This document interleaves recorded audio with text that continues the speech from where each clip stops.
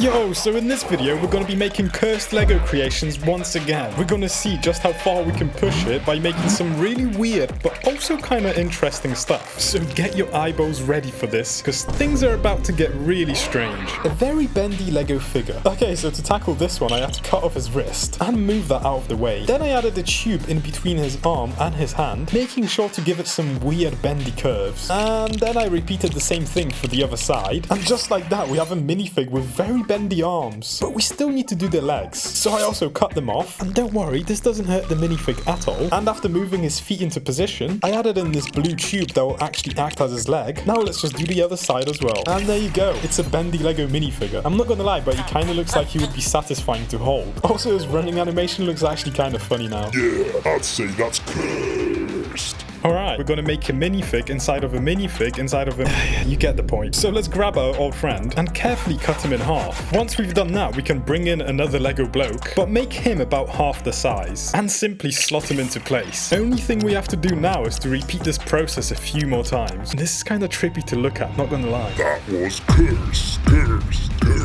Make it have a really big behind. Okay guys, really? Is this really what you want me to do to this poor bloke? Bruh, there ain't no way I'm ever gonna do... Yeah, I am not proud of my creation. But I hope you're happy now. I am embarrassed. Type of cursed. Make a plain minifigure that can carry passengers. Okay, so I guess next up we're going to take this plain old normal minifig and transform it into a fully functioning plane. And while I build it, you need to download War Thunder. It's an awesome free-to-play military action game that you can play on PC, Mac, PlayStation and Xbox. And it does an amazing job at immersing you in the battlefield. There's literally so many iconic old and new tanks, ships, planes and helicopters to choose from. Alright, so I got this normal looking Lego plane, but let's quickly make it look a lot more like a minifig. Yeah, that's more like it. The graphics, sounds and physics in this game are actually insane. It legit makes you feel like you're in the middle of a war. Each vehicle even has unique features and mechanics to make it feel super realistic. Bruh, like you can even drop a nuke and destroy the entire map. I also wanted to get rid of these jet engines and instead slap these propellers on, because they just look way cooler. You can also choose if you want to fight on the ground with tanks or fly through the sky and chase your enemies. But the best thing is that all of the vehicle types can be used together on the same exact map. All of them can be customized to look different and upgraded with extra modules to make your vehicle unique. War Thunder also makes damage as realistic as it can be. Like if you aim for a plane's fuel tank, it will literally ignite it. Okay, so to actually fly this cursed plane, we do need to borrow our friend's brain and slap it inside of the cockpit. There's also a new Alpha Strike update which brings the Hungarian aviation into play, which also brings loads of new equipment, refined visuals and better gameplay. And there's a whole new map that's just waiting to be destroyed. Everyone new to the game, or if you haven't played for at least 6 months, you will receive extra goodies and a premium account for a whole week. So download it for free now, because this special American vehicle bonus season will end soon. And our minifig plane is ready to take on some passengers now. Let's just hope that they don't mind the fact that there's no actual pilot present. Yo, the brain can still do some cool tricks though. That's just plain cursed. Okay, so next make a minifig with 100 arms and legs. Alright, so let's just make the arms smaller so we can fit more of them. Then I'm just going to duplicate and position the arms a bunch of times. Yeah, so that's pretty cursed already, but we still have to give him more legs. So let's quickly make them a bit skinnier to make some more room. And again, just copy them a bunch of times. So I guess this isn't exactly 100 arms or legs, but it is as much as I could fit on. And it's still really cursed, especially if we try to animate him walking. This will legit give me nightmares. But just imagine how many different jobs Bro could have. He could be cutting someone's hair and fixing a car at the same time. Yeah, I kind of want more arms myself now. Cursed times 100. Make a minifigure, but each part has a random size and it is in a random place. Alright, say less, bro. So yeah, this is what I came up with, but technically he's still able to function as normal, but it might just look a little bit weird. That was cursed. I think a realistic Lego skeleton would be cursed. Well, there you go. This is a realistic minifig skeleton that I made for my other video. And yeah, now that I think about it, it is kind of cursed actually. I also gave him a bunch of different organs and stuff, so if you want to see the rest, make sure you watch that video after this one. Spooky, scary, cursed. You should do a conjoined twin figure. Yeah, I like the sounds of this one, so let's make a clone of the minifig. Then we can get rid of his legs, as well as the arms on the insides. Then I'm just going to position one of the torsos off to the side to make room for the second one. And after a bit of careful adjustments and some chiseling of excess plastic, we got this conjoined twin minifigure. And it kinda looks hench. Yo, do you think they would have 2 six-packs or just one? Also, leave your ideas in the comments below what we should name them. Maybe something like copy and paste. Actually double cursed. Stack minifigure legs as high as you can. So yeah, I just spent the past few hours stacking these legs on top of each other. And as you can see, they actually reach the ceiling. Oh no. Alright, I guess I might have forgot to mention that they're not even real. Wow, that's a lot of cursed Lego. Lego definitely needs to make straight minifig hands. I mean, alright, if that's what you really want, let's add a small cube in front of the Lego hand, then we can extrude and shape it into place. There you go, straight minifig hand. Maybe I did make it a bit too sharp. Hey yo, but this is what Minecraft hands should have actually looked like. You know this hand sign you make if you want to visualize a frame or something? Bro's now actually a professional at hand framing things. Also, what if he tries holding a scaled 1x1 brick? This is actually so satisfying. Straight up cursed.